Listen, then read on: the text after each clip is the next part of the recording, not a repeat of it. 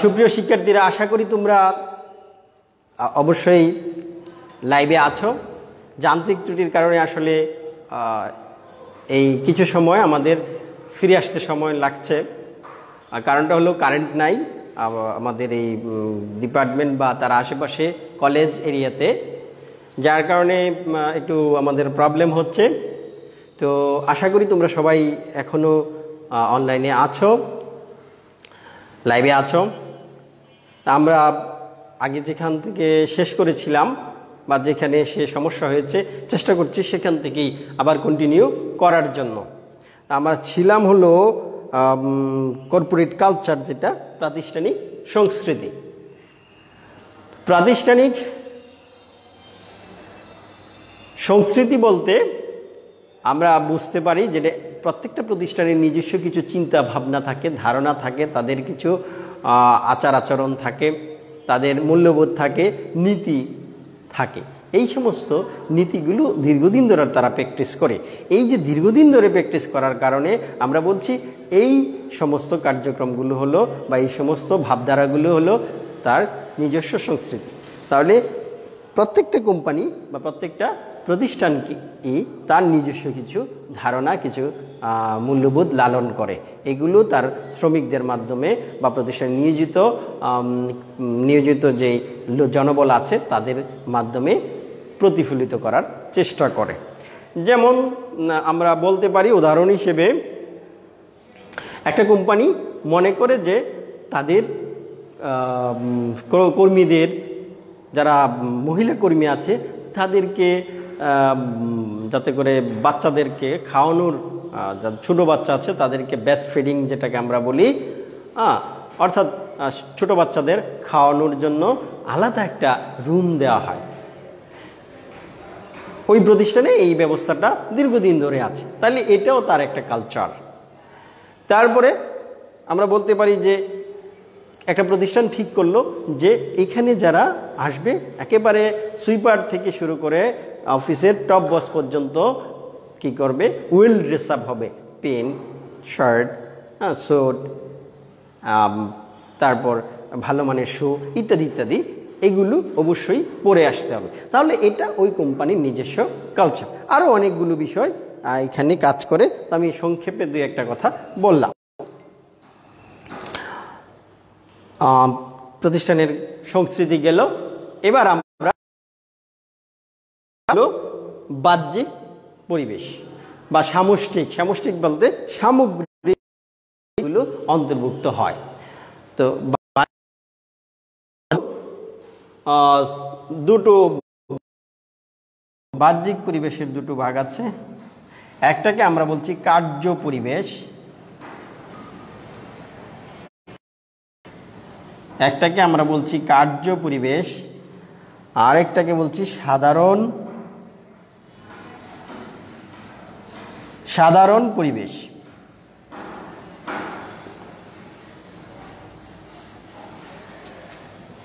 কার্য পরিবেশ, আরেকটি হলো সাধারণ পরিবেশ। তো সাধারণ পরিবেশটা আলোচনা করার আগে আমরা কার্য পরিবেশ নিয়ে আলোচনা করি। তো কার্য পরিবেশ কথাটা বলতে আমরা বুঝতে পারতেছি প্রতিষ্ঠানের কাজের সাথে সম্পৃক্ত যে উপাদানগুলো আছে তা কার্য পরিবেশ।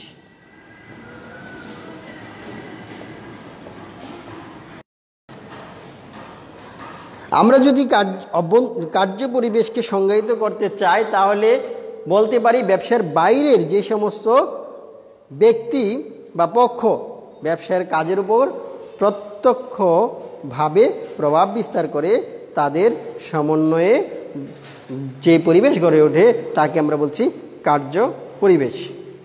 তাহলে এখানে ব্যক্তি, প্রতিষ্ঠান, ব্যবসার বাইরের তারা যে প্রতিষ্ঠানের উপর প্রভাব বিস্তার করে এটাকে আমরা বলছি কার্য পরিবেশ। কার্য পরিবেশের যে উপাদানগুলো থাকে সেগুলো হলো প্রতিযোগী। প্রথমেই প্রতিযোগী। You know, today business world is totally challenging because of globalisation. কথাটার বাংলা আমি আবার বলছি, সেটা হলো যে তোমরা জানো এখন ব্যবসা বাণিজ্য অনেক বেশি প্রতিযোগিতাপূর্ণ। কারণ হলো বিশ্বায়ন অথবা আধুনিক যেই সাপ্লাই চেইন, অর্থাৎ পণ্য এক জায়গা থেকে আরেক জায়গায় খুব দ্রুত পৌঁছে যায়। এই যে আধুনিক যোগাযোগ ব্যবস্থা, আধুনিক পরিবহন ব্যবস্থা, এই সকল বিষয়ের কারণে এখন আর একজন ব্যবসায়ীকে শুধুমাত্র তার নিজের এরিয়ার চিন্তা করতে হয় না, অথবা তার নিজের দেশের চিন্তা করে বসে থাকলে চলবে না। অর্থাৎ গণ্ডির মাঝে ব্যবসা পরিচালিত হয় না। এখন প্রতিটা ব্যবসায়ীকে কি করতে হয়? সারা বিশ্বব্যাপী চিন্তা করতে হয়, সারা বিশ্বকে নিয়ে চিন্তা করে তার ব্যবসাটা স্থাপন করতে হয়, তার পণ্য বাজারে নিয়ে আসতে হয়। এখন যদি সে শুধুমাত্র তার নিজের দেশের অথবা তার নিজের এলাকার চিন্তা করে পণ্য উৎপাদন করে এবং এটা বাজারে সাপ্লাই দেওয়ার ব্যবস্থা করে, সরবরাহ করার ব্যবস্থা করে, তাহলে সে অবশ্যই প্রতিযোগিতায় সফল হতে পারবে না, ব্যর্থ হবে। তাহলে আমরা এতটুকু বলতে পারি যে উন্নত প্রযুক্তির কারণে উন্নত ধরনের কলাকৌশল ব্যবহার করার মাধ্যমে এখনকার সময়ে প্রতিযোগিতায় টিকে থাকার জন্য প্রত্যেকটি প্রতিষ্ঠান কাজ করে যাচ্ছে, চেষ্টা করছে। তাহলে প্রতিষ্ঠানের অস্তিত্ব নির্ভর করবে সে কতটা উন্নত প্রযুক্তি ব্যবহার করছে, উন্নত কলাকৌশল ব্যবহার করছে।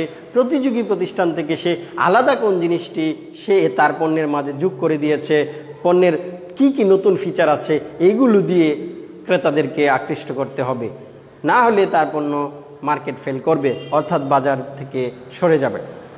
যেমন আমরা যদি প্রতিযোগী প্রতিষ্ঠানগুলোর দুই একটা নমুনা বলতে চাই, উদাহরণ বলতে চাই, যেমন ওষুধ শিল্পের ক্ষেত্রে বাংলাদেশে দুটি প্রতিযোগী প্রতিষ্ঠান আমি দেখতে পারি। একটা হলো বেক্সিমকো ফার্মাসিউটিক্যালস, আর একটা হলো স্কয়ার ফার্মাসিউটিক্যালস। এখন স্কয়ারের কিছু স্পেশালিটি আছে যেটা বেক্সিমকোর নাই, বেক্সিমকোর কিছু স্পেশালিটি আছে যেটা স্কয়ারের নাই। এখন এই যে স্পেশালিটিগুলো, এগুলো দুইজন একজন আরেকজনকে দেখেই তারা তাদের ইউনিক ফিচারগুলো তৈরি করার চেষ্টা করে, যাতে করে বাজারে তার এই ফিচারগুলোর জন্য ক্রেতারা তার প্রতি আকৃষ্ট হয়। তাহলে এইভাবে প্রত্যেকটা প্রতিযোগী প্রতিষ্ঠান তাদের নিজস্বতা বজায় রাখার জন্য কি করে? বিভিন্ন ধরনের কলাকৌশল অবলম্বন করে। তাহলে এই প্রতিযোগিতাও একটা পরিবেশের গুরুত্বপূর্ণ উপাদান। সরবরাহকারী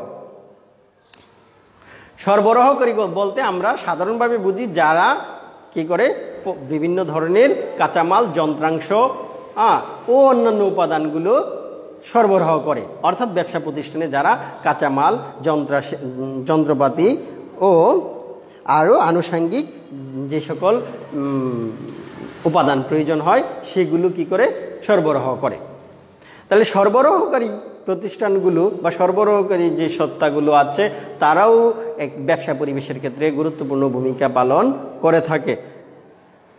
যেমন উদাহরণস্বরূপ আমরা যদি বলতে চাই তাহলে বলতে পারি ইউনাইটেড স্টেটস মানে আমেরিকা হলো চায়নাতে সয়াবিন সরবরাহের সবচেয়ে বড় সোর্স, অর্থাৎ চায়নাতে সবচেয়ে বেশি সয়াবিন সরবরাহ করে কারা? আমেরিকা। এখন চায়না কি করে এই সয়াবিনগুলোকে প্রসেসিং করে মার্কেটে নিয়ে আসার চেষ্টা করে। উপর নির্ভর মানে আমেরিকার সয়াবিন সাপ্লাই নির্ভর করবে চায়না মার্কেটে এই সয়াবিনগুলো নিয়ে আসবে বা কত দ্রুত নিয়ে আসবে।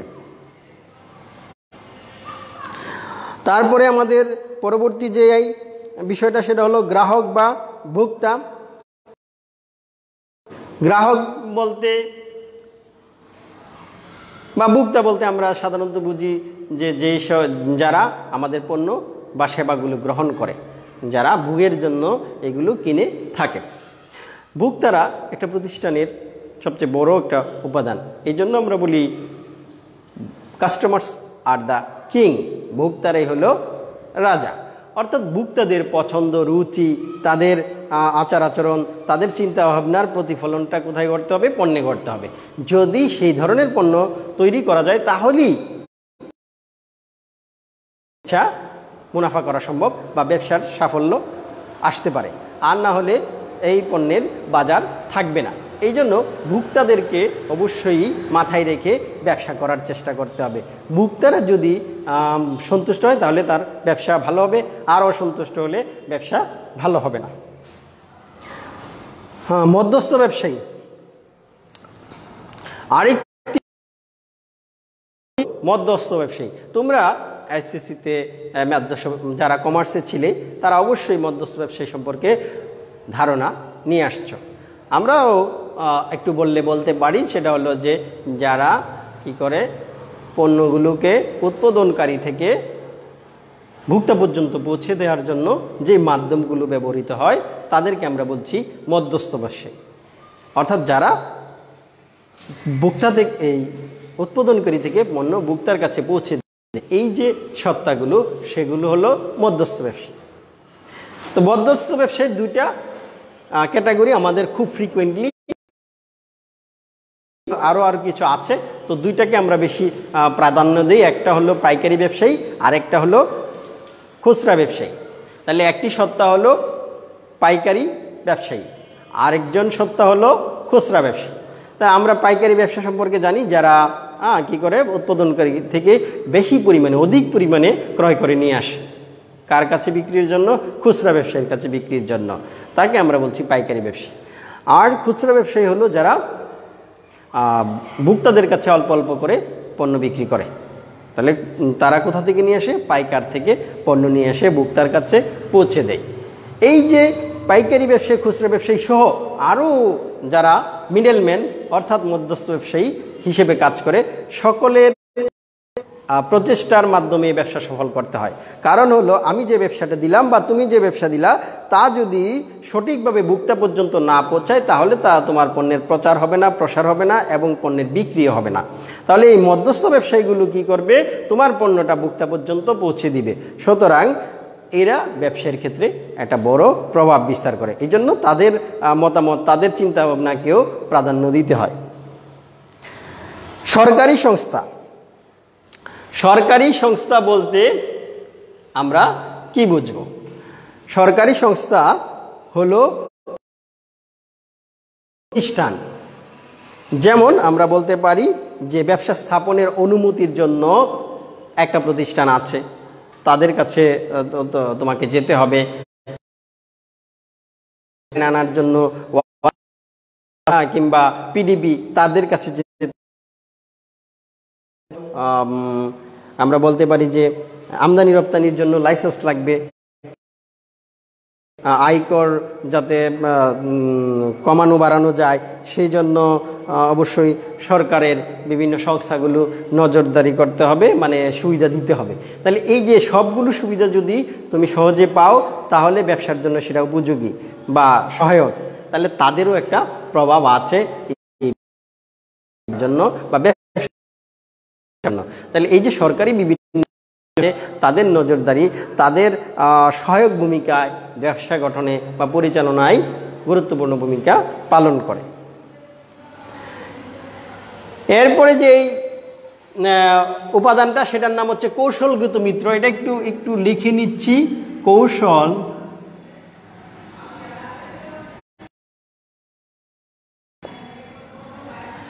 কৌশলগত মিত্র হলো স্ট্র্যাটেজিক অ্যালায়েন্স ইংরেজিতে বলে, অর্থাৎ যার সাথে আমার পছন্দ হয়, ভালো লাগে, কন্ডিশনে তার সাথে মিলে কাজ করার একটা পরিবেশ তৈরি হয়, তাকে আমরা বলছি কৌশলগত মিত্র। অর্থাৎ আন্তর্জাতিক ব্যবসা বাণিজ্যের ক্ষেত্রে অবশ্যই কৌশলগত মিত্র থাকা জরুরি, না হলে তোমার পণ্যের বাজার তৈরি হবে না। আমরা জানি যে বিভিন্ন ধরনের সংগঠন তৈরি হয়েছে। এই আমাদের একেবারে নিকটতম সংগঠন হচ্ছে সাফটা, তারপরে হচ্ছে বিমস্টেক, এগুলো খুব কাছাকাছি সংস্থা।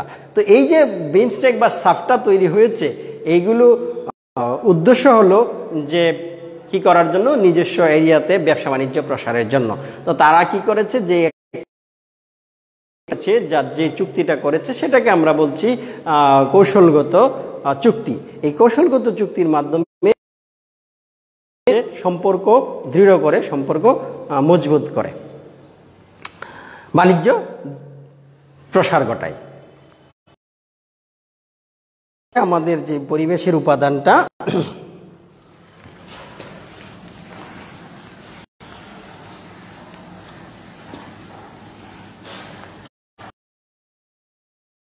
দেখব, সেটার নাম হলো, এবার আমরা দেখব সাধারণ পরিবেশ।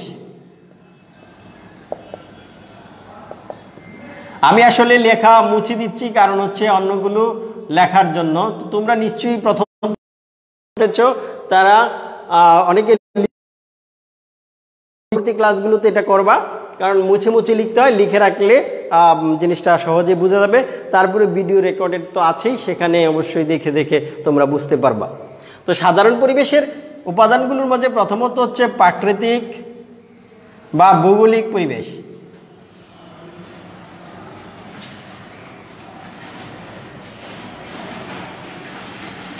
ভৌগোলিক পরিবেশ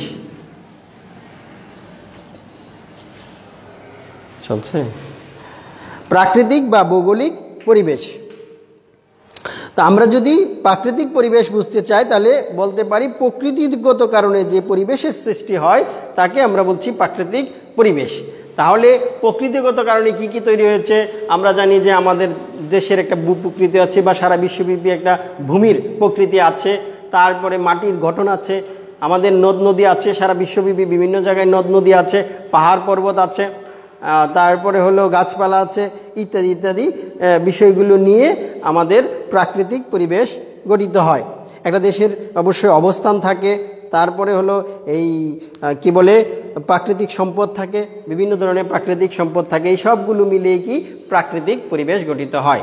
আমি যদি একটি উদাহরণ দিতে চাই, তাহলে যেমন আমাদের বাংলাদেশে নদ নদী আছে, নদী প্রধান দেশ আমাদের বাংলাদেশ। তো নদ নদী থাকার কারণে ব্যবসা বাণিজ্য নদীপথে বেশি হয়, বিশেষ করে আন্তর্জাতিকভাবে যে পণ্যগুলো আসে। কিন্তু তুমি যদি মধ্যপ্রাচ্যের কিছু দেশে চিন্তা করো, তাহলে সে সকল দেশে নদীপথে পণ্য আনা বেশ কঠিন। হ্যাঁ, তারা হয়তো অন্য মাধ্যমে পণ্য,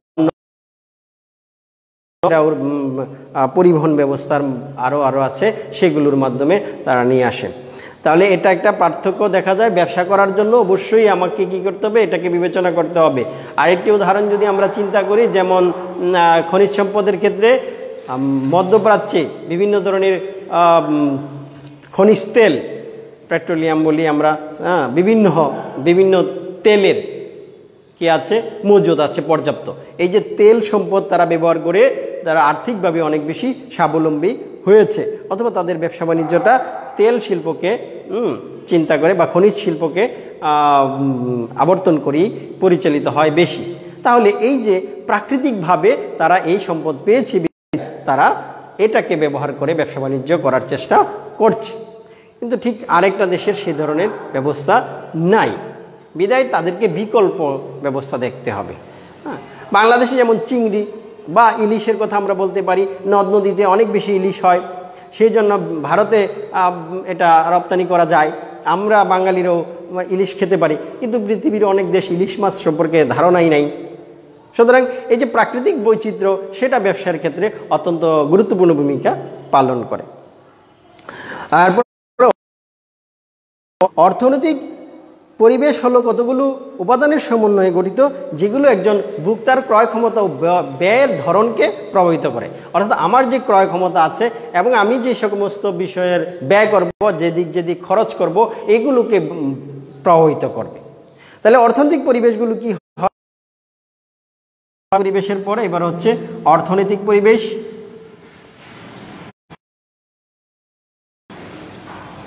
তো অর্থনৈতিক পরিবেশে যে বিষয়গুলো গুরুত্বপূর্ণ, সেখানে থাকতে পারে ভূমিকে ব্যবহার করে আমি কাজ করব, শ্রম মূলগুলোই অর্থনীতির অংশ। তারপরে হচ্ছে সঞ্চয়, বিনিয়োগ,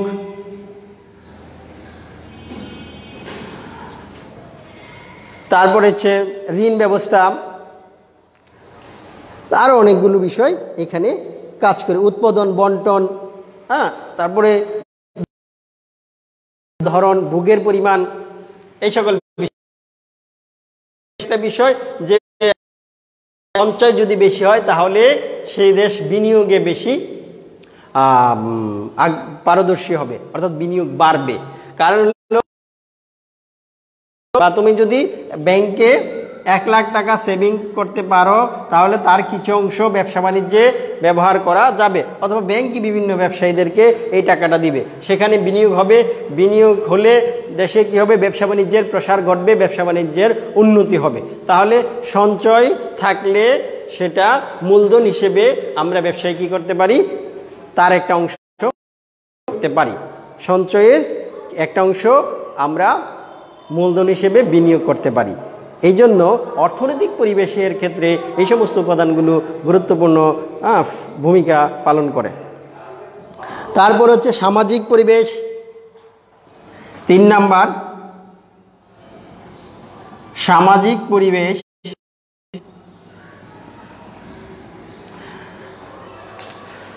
অর্থাৎ আমরা প্রত্যেকই সামাজিক জীব, একটা সমাজ ব্যবস্থার মধ্য দিয়ে আমাদের বিবর্তন হচ্ছে, আমাদের চলাফেরা সামাজিক প্রেক্ষাপটে আবর্তিত হচ্ছে। তাহলে আমাদের যে শিক্ষা ব্যবস্থা, আমাদের যে চিন্তা ভাবনা, আমাদের যে আচরণ, হ্যাঁ, তারপরে হলো আমাদের যে দেন ধারণা, মনোভাব, এগুলো সামাজিক প্রেক্ষাপটে গড়ে ওঠে। তাহলে এই যে সামাজিক পরিবেশটা এই সমস্ত বিষয়গুলোকে অবশ্যই প্রভাবিত করে থাকে। তাহলে যেমন আমাদের সামাজিকভাবে বিয়ে শাদীর একটা নতুন বিভিন্ন ধরনের কি আছে, রেওয়াজ আছে, কালচার, মানে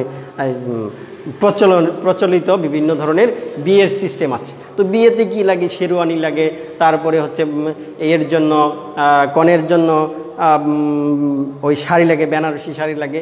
এই বিষয়গুলোর সাথে ব্যবসার কিন্তু একটা প্রত্যক্ষ সম্পর্ক আছে। তাহলে এই সামাজিক পরিবেশগুলো ব্যবসার ক্ষেত্রে এই বিষয়গুলোকে খেয়াল রাখতে হয় যে এই সমাজে কি ধরনের প্র্যাকটিসগুলো চলে, এই তার ভিত্তিতে কি করতে হয়।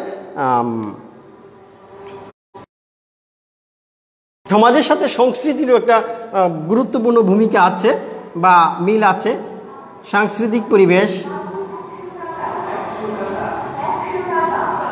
সাংস্কৃতিক পরিবেশ, সাংস্কৃতিক পরিবেশ বলতে আমরা বুঝবো যে আমাদের যে বাঙালি সংস্কৃতির কথাই যদি বুঝি তাহলে আমরা বলতে পারি আমাদের বাঙালি সংস্কৃতি হচ্ছে বর্ষাবরণ অনুষ্ঠান করা, ঠিক আছে, পয়লা বৈশাখে আমরা ইলিশ খাই, পান্তা ইলিশ খাই, তারপরে বিভিন্ন ধরনের মেলা হয়, তারপরে হলো এখানে আমাদের সংস্কৃতির সাথে ধর্মেরও একটা সম্পর্ক আছে। আমাদের ধর্মীয় সংস্কৃতি হলো এরকম যে আমরা 2 বার বছরে ঈদের নামাজ পড়ি, 2 ঈদে একসাথে পড়ি, জামাতের সহিত নামাজ আদায় করি, তাতে করে আমাদের সম্পর্ক বৃদ্ধি পায়। তাহলে এখানে ব্যবসার সম্পর্কটা হলো ঈদে কেন্দ্রিক অনেক ধরনের ব্যবসা হয়, অনেক ধরনের আর্থিক লেনদেনের সুযোগ থাকে। তাহলে এই যে চর্চা, সেগুলোর সাথেও ব্যবসার একটা বড় সম্পর্ক। টুপি, একটা সময় যখন আমরা জানি যে শবে বরাতের সময় বা শবে কদরের সময় এখানেও টুপি থেকে ধরে অনেক ধরনের সুগন্ধি, তসবিহ। তো সুতরাং এই সাংস্কৃতিক যে প্রেক্ষাপট সেটাকেও আমরা গুরুত্ব দিতে হবে, এটাও ব্যবসাকে প্রভাবিত করে। তাহলে সাংস্কৃতিকের সাথে ধর্মীয় চলে গেল। তারপরে হলো আমাদের, আমি একটু দ্রুত করছি সময়ের জন্য, তারপরে আমাদের রাজনৈতিক পরিবেশ। রাজনৈতিক পরিবেশ বলতে আমরা বুঝব যে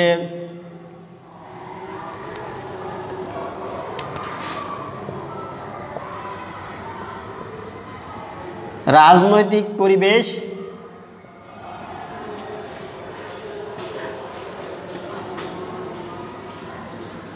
নৈতিক পরিবেশ, ব্যবসা বাণিজ্যের ক্ষেত্রে তার রাজনৈতিক পরিস্থিতি অনেক বেশি প্রভাবিত করে। সরকার ব্যবস্থা, সরকারের ভূমিকা, সরকার ব্যবসার ক্ষেত্রে কতটুকু সুযোগ সুবিধা দেয়, রাজনৈতিক দলগুলো ব্যবসা সহায়ক কতটুকু ভূমিকা পালন করে। একটা দেশে যদি রাজনৈতিক অস্থিরতা থাকে, যেমন লেবানন, এই দেশে কেউ ব্যবসা বিনিয়োগ করতেও যাবে না, ব্যবসা প্রতিষ্ঠানও ডেভেলপ হবে না, বা ব্যবসার মুনাফার আশা করা যাবে না, কারণ সরকার পরিবর্তন হয়। তারপরে হলো এখানে কোনো ধরনের কিনাই শান্তি বিরাজ করে না, শুধু রাজনৈতিক অস্থিরতা। তারপরে সিরিয়া, এই সকল দেশগুলোতে ব্যবসা সহায়ক পরিবেশ বিরাজ করে না। এই জন্য রাজনৈতিক স্থিতিশীলতা অথবা সরকারের অত্যন্ত গুরুত্বপূর্ণ একটা ভূমিকা থাকে প্রতিষ্ঠান ব্যবসাকে উন্নয়নের ক্ষেত্রে। এরপরে আমরা বলতে পারি আইনগত পরিবেশ।